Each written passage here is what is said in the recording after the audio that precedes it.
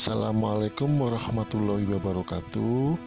Perkenalkan, nama saya Ahmad Satria Utama, calon guru penggerak angkatan 5 kelas 8 dari Kabupaten Bojonegoro, Provinsi Jawa Timur. Pada kesempatan kali ini, saya akan memaparkan tentang koneksi antar materi modul 1.4 budaya positif.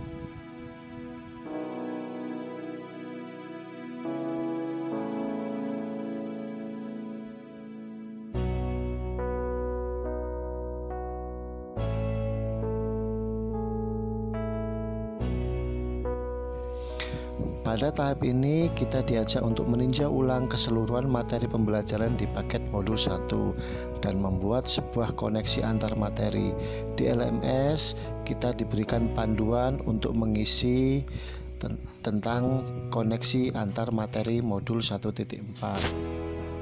Berikut panduannya. Panduan membuat koneksi antar materi. Buatlah sebuah kesimpulan mengenai peran Anda dalam menciptakan budaya positif di sekolah dengan menerapkan konsep-konsep inti seperti disiplin positif, motivasi perilaku manusia, hukuman dan penghargaan, posisi kontrol restitusi, keyakinan sekolah atau kelas, segitiga restitusi, dan keterkaitannya dengan materi sebelumnya, yaitu filosofi pendidikan nasional Ki Hajar Dewantoro, nilai dan peran guru penggerak, serta visi guru penggerak.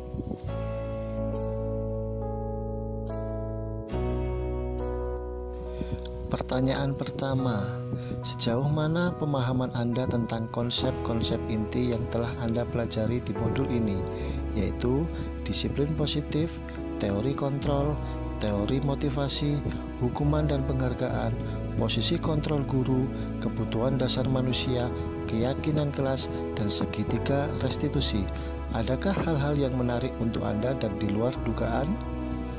Berikut jawabannya. Saya semakin paham dan mendapatkan pengetahuan, keterampilan, dan perubahan paradigma tentang disiplin positif, penerapan hukuman, dan penghargaan yang masing-masing memiliki implikasi langsung pada murid.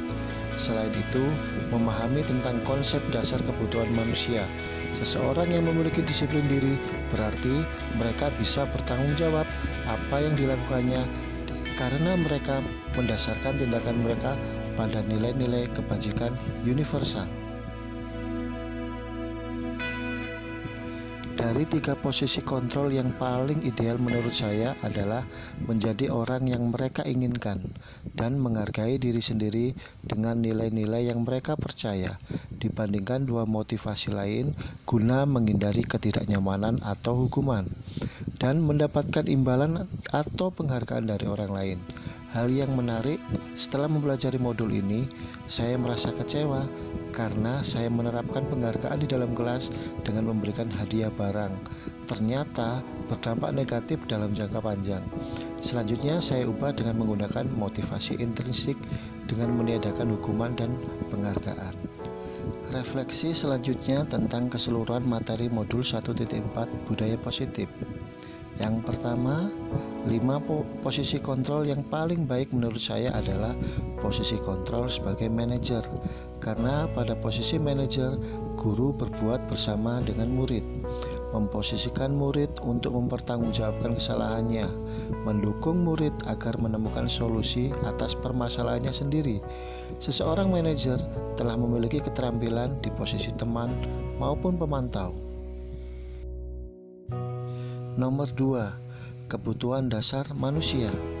Dari 5 kebutuhan dasar manusia, ketika murid melakukan perbuatan yang bertentangan dengan nilai-nilai kebajikan yang disepakati atau melanggar aturan, hal itu sebenarnya menunjukkan kegagalan mereka memenuhi kebutuhan dasarnya. Selanjutnya yang ketiga, keyakinan kelas. Urgensinya membuat keyakinan kelas dikarenakan dalam nilai-nilai kebajikan menekankan pada seseorang akan lebih memotivasi diri dari dalam. Seseorang akan lebih tergerak dan bersemangat untuk menjalankan keyakinannya daripada sekedar mengikuti serangkaian peraturan tertulis tanpa makna.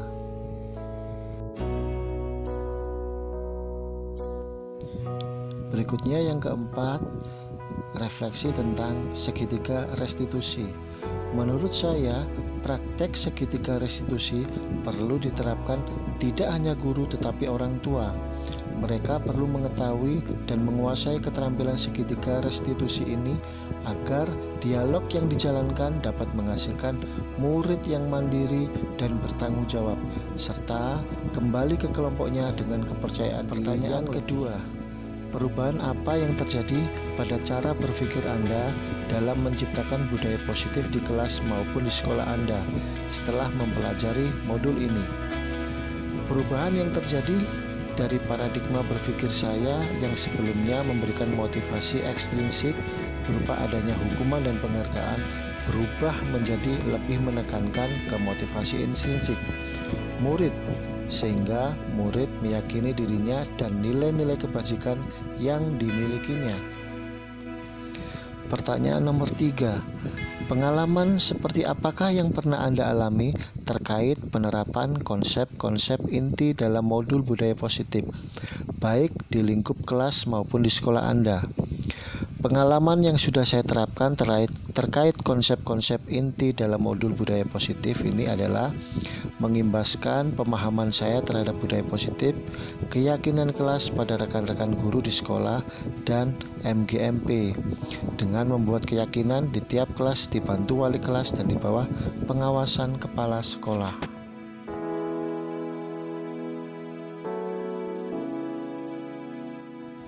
Pertanyaan keempat, bagaimanakah perasaan Anda ketika mengalami hal-hal tersebut? Tentu saya sangat senang untuk membagikan materi yang sudah saya dapatkan kepada rekan guru lain dan menerapkan pembuatan keyakinan di tiap kelas. Berikutnya yang kelima, menurut Anda terkait pengalaman dalam penerapan konsep-konsep tersebut, hal apa sajakah yang sudah baik? Adakah yang perlu diperbaiki? Sudah mulai nampak perubahan pelan tetapi pasti yang kelak ke depan dengan pendampingan akan menjadi kebutuhan yang baik dan berpusat serta berpihak pada murid. Hal yang perlu diperbaiki adalah pembiasaan diri baik dari guru maupun murid untuk senantiasa selalu meyakini keyakinan sekolah dan kelas. Pertanyaan selanjutnya yang nomor 6, berdasarkan 5 posisi kontrol, posisi manakah yang paling sering Anda pakai dan bagaimana perasaan Anda saat itu? Setelah mempelajari modul ini, posisi apa yang Anda pakai dan bagaimana perasaan Anda sekarang? Apa perbedaannya? Pernah menjadi penghukum, juga pernah menjadi pembuat merasa bersalah, menjadi teman, serta menjadi pemantau. Tetapi setelah mempelajari modul ini, saya merubah paradigma saya menjadi posisi manajer. Mengapa? Karena dengan posisi sebagai manajer membuat murid menjadi mandiri dan bertanggung jawab. Yang ketujuh, sebelum mempelajari modul ini, pernahkah Anda menerapkan segitiga restitusi ketika menghadapi permasalahan murid Anda? Jika iya, tahap mana yang Anda praktekkan dan bagaimana Anda mempraktekannya? Pernah, mulai dari tahap menstabilkan identitas dan tahap validasi tindakan yang salah. Untuk tahap menanyakan keyakinan pun juga pernah saya lakukan.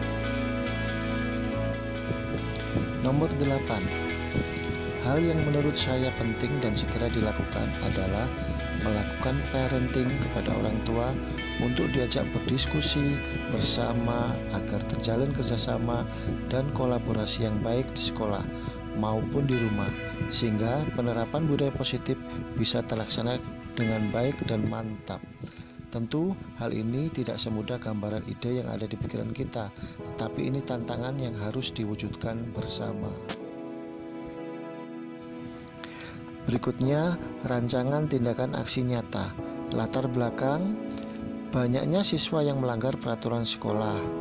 Tujuan, menciptakan siswa yang merdeka sesuai profil pelajar Pancasila dengan menerapkan merdeka belajar dan meyakini nilai-nilai kebajikan universal dengan syarat disiplin yang kuat dan memiliki motivasi internal. Tolak ukurnya, siswa membuat keyakinan kelas, meyakini dan mengindahkan keyakinan kelas yang telah dibuat. Lini masa tindakan yang dilakukan, yang pertama, menghadap kepala sekolah dan menyampaikan pentingnya penanaman budaya positif keyakinan kelas di sekolah.